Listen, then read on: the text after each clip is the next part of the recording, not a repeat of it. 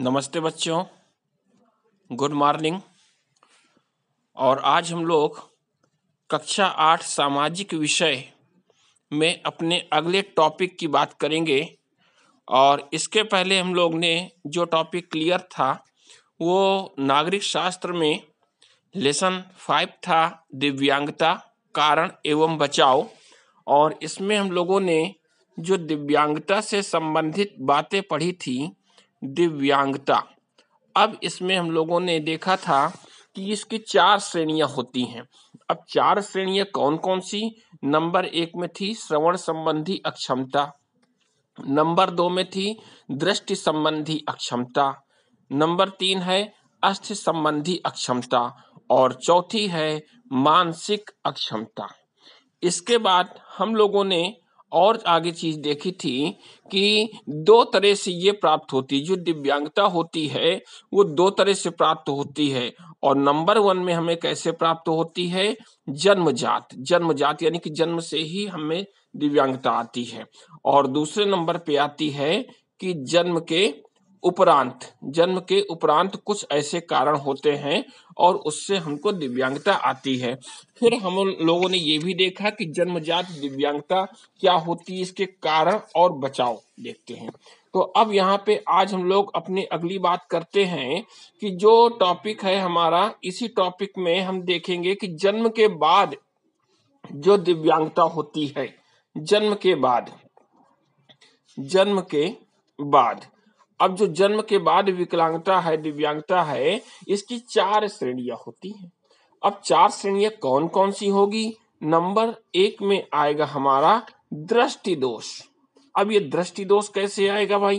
क्योंकि दृष्टि दोष यानी कि आंखों से कम दिखाई देना या बिल्कुल न दिखाई देना। दूसरे नंबर पे आ सकता है हमारा यहाँ पे श्रवण संबंधी। अब श्रवण संबंधी दोष क्या होंगे? कानों से सुनाई ना पड़ना। तीसरे में आएगा हमारा मूक बधिर। अब मूक बधिर ये शब्द क्या होता है? इसका मतलब ऐसे लोग जो बोल नहीं पाते, वे प्रायः सुन भी नहीं पाते। और चौथे नंबर पे आएगा हमारा शारीरिक रूप से अक्षम। अब शारीरिक रूप से अक्षम कौन लोग होंगे? ऐसे लोग जो पांव से चलने तथा हाथ से कार्य करने में असमर्थ हैं या कठिनाई महसूस करते हैं, वे लोग आएंगे। इस तरह इतने प्रकार की जन्म के बाद की जो दिव्यांगता है, ये 4 प्रकार की आ जाएगी। अब इसके बाद आगे हम लोग को ये भी देखना है कि इसके कारण और बचाव कैसे किए जा सकते हैं। क्योंकि भाई अब देखिए, जन्म के बाद कोई ना कोई ऐसे कारण बन सकते हैं, उन कारणों से ये दिव्यांगता आ जाएगी। अब इसके कारण और बचाव। अब कारण क्या हो सकते हैं? अक्सर देखा होगा कि प्राकृतिक आपदाएं आ जाती हैं।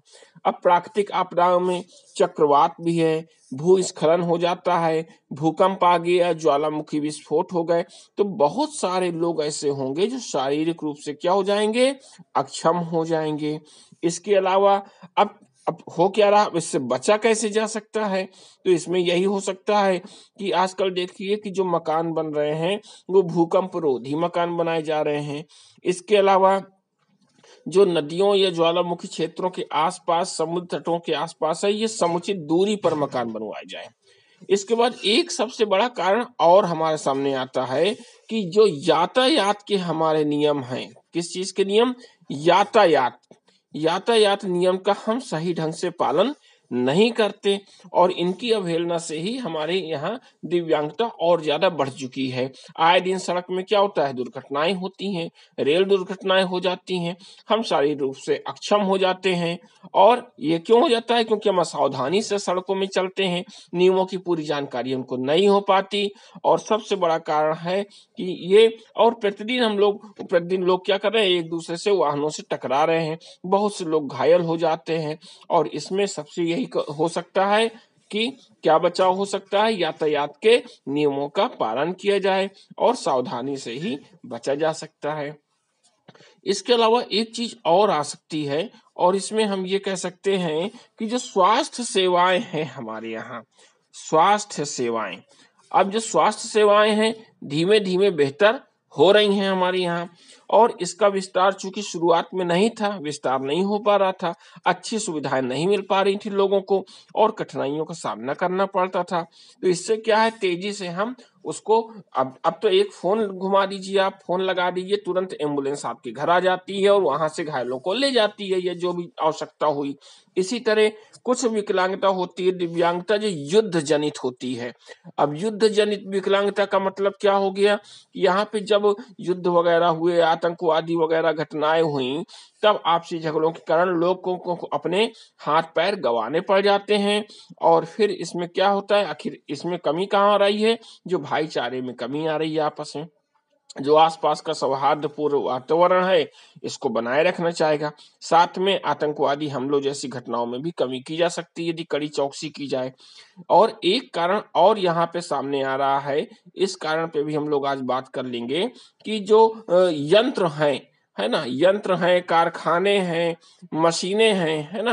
तो अब इन कारखानों में, यंत्रों में जो लोग काम कर रहे हैं, औजारों में, हर जगह औजारों का इस्तेमाल हो रहा है, मशीनें हैं, खेती में काम हो रहा है, इसका सही ढंग से हम लोग संचालन मशीनों का नहीं कर पा रहे हैं और उससे क्या होता है, कुछ ना कुछ हमारा नुकसान हो जाता है, सफल संचालन नहीं हो पा रहा है और दिव्यांगता आ जाती है, कहीं हाथ में घायल हो गया, कहीं पैर घायल हो गया।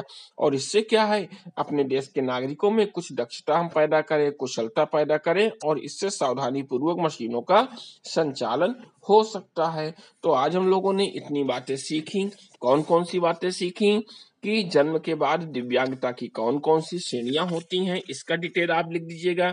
इसके बाद कौन कौन सी ये जन्म के बाद दिव्यांगता के कारण होते हैं, उन कारणों का डिटेल हमको बता दीजिएगा और इसका बचाव कैसे किया जा सकता है, इन सब का डिटेल लिख करके मुझसे प्रॉपर चेक करा लीजिएगा। जो भी चेक नहीं करा रहे हैं वो भी चेक करा ले, नहीं वहीं से एब्सेंट उनकी क्लियर हो जाएगी। तो जितने लोग हमसे प्रॉपर कॉपियां चेक करा रहे हैं उनकी प्रेजेंस लग रही है। तो आप सभी लोग अपने काम पिछले भी है और ये वाला काम सभी कंप्लीट करके शो करा दीजिए। फिर हम लोग मिलते हैं अपने अगले टॉपिक पे।